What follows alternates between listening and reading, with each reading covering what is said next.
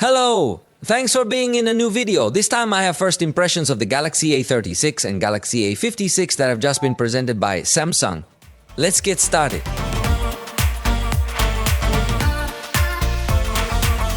Let's start with the Galaxy A36, although it shares many things with the Galaxy A56. Really, in a moment we will see little by little the differences, but I think it is an important evolution. It is not a revolutionary evolution.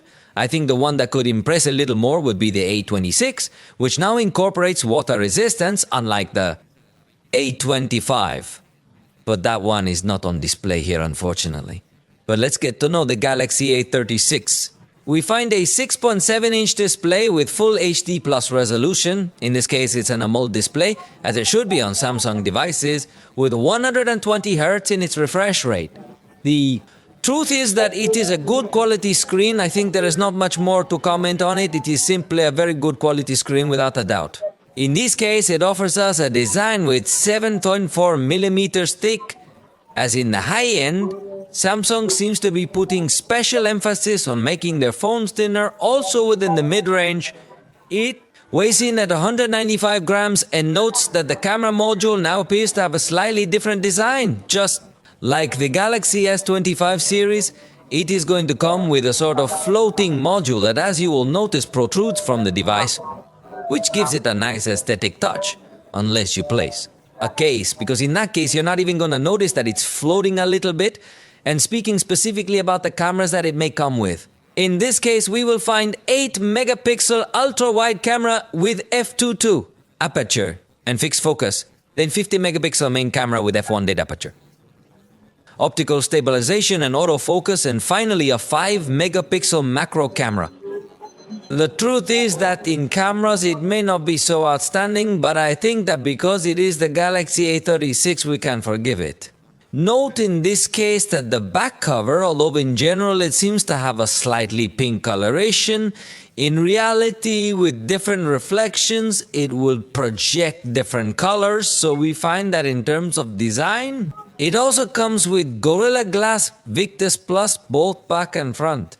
In terms of resistance, definitely that meets very well, as it also has IP67, which makes it resistant to both water and dust. The front camera is 12 megapixels with f2.2 aperture. In this case, the truth looks like a camera of very good quality. You see a very good level of detail. And is that this new sensor will have good capabilities not only for capturing photographs, but especially for capturing videos. Note that it has the ability to record video in 4K at 30 frames per second and will be a device that will compete in the mid-range, which is pretty good. Where Samsung makes more cuts in this aspect of mid-range devices is in the bezels, as it notes that they are relatively large bezels if we compare them with what other manufacturers may come to propose in this same price segment. The positive thing is that it comes with One UI 7. In fact, that may come as a surprise and an annoyance to some Samsung fans who will notice that this device is already updated and the Galaxy S24 Ultra is not yet. But hey, that's one of the benefits that Samsung gets to offer on this device despite being part of the mid-range.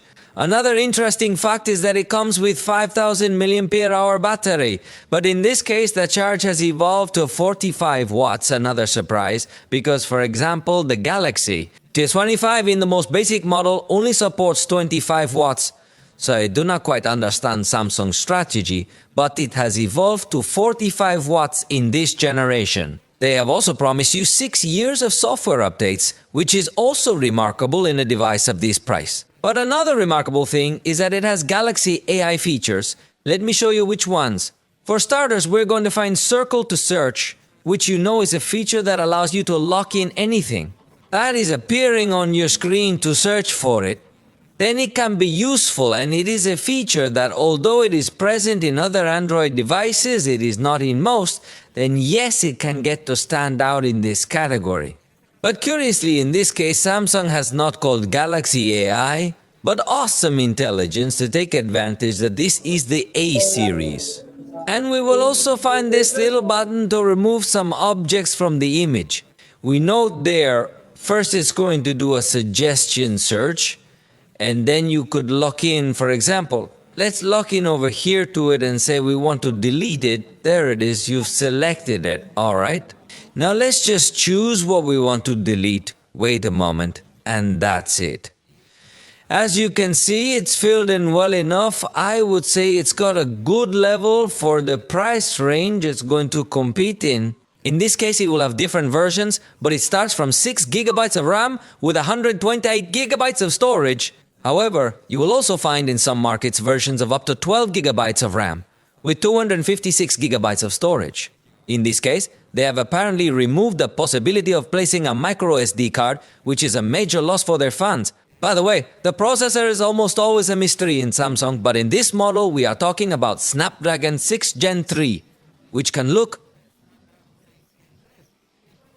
somewhat modern, but I must be honest with you, and it looks a lot like the Snapdragon 6 Gen 1, then we do not expect a brutal performance. Samsung in the mid-range never usually stands out for having too much power, but I think for most people it will have an adequate performance with its price.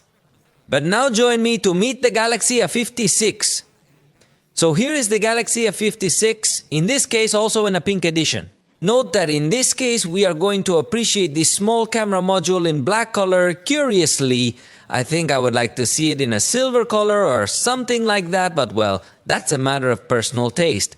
The truth of the case is that in this device we are going to have a much more premium feel due to the aluminum frame that is not present in the Galaxy A36.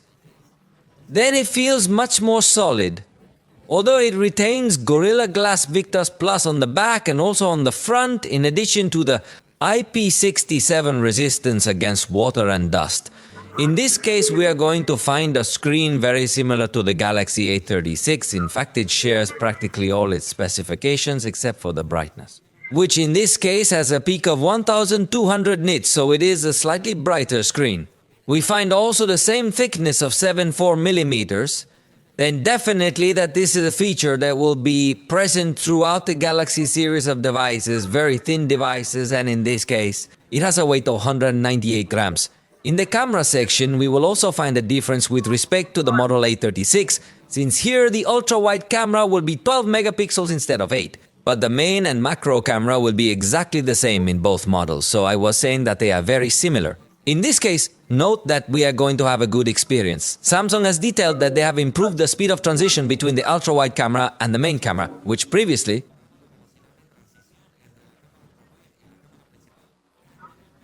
the Galaxy A56 is still not at the level of a high-end device, but it has definitely improved significantly.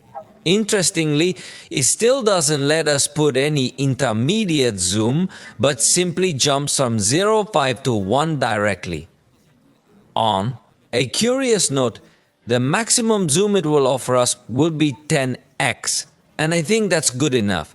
It is not a zoom specialist, and I think that in this section, it may fall a little short compared with several competitors in the same price range could start to integrate a telephoto lens. Samsung still retains a 5 megapixel macro camera, which I think we can criticize the most in this price range. As I told you, in the Galaxy A36 we can get to forgive it, but I think that in the Galaxy A56 this incorporation I do not like very much. In this case, we will also find One UI 7 with awesome intelligence. Let me show you here, because we're also going to find Circle to Search, which I was telling you about a moment ago. But in addition to Circle to Search, in this model, we're also going to find an option to choose the best face. In fact, it seems to me that Samsung should put this option also in the Galaxy S series because it has been very good. Notice, for example, how I can simply select another face in case a person has come out with closed eyes or something similar. For example, I'm going to choose my face and look, I could very well change the expression by choosing any of the other ones around here. Obviously, with other people as well, something similar could happen. So, it's a feature that I found really cool. You just have to have motion photography enabled for this to work, and it's on this button specifically. So, once you have that option enabled, you just take the picture, and remember that this option allows you to, you kind of have a video while it's taking the picture as well. So it's going to take advantage of the information from that video to be able to complement with different faces and swap them easily. It also brings the option to add the blur effect after you've taken the picture through these artificial intelligence options. So that's another one of the benefits. It also includes this intensity selector. Regarding storage, we are also going to find basic configuration of 8 GB of RAM with 128 GB of storage. In this case, I got my hands on the 256 GB of storage version, and there is also a version with 12 GB of RAM. Let's wait to find out which version will be distributed in Mexico and other countries, because that will also be an important piece of information.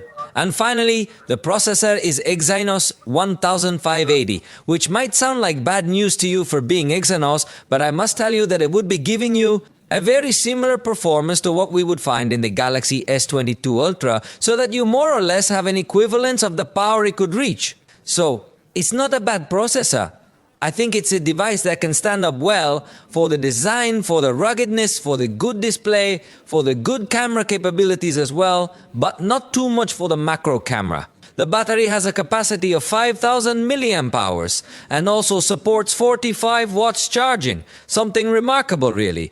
Of course, this is just a first look, first impressions, but later we will have a much more detailed review, as for now we could only have access to this unit.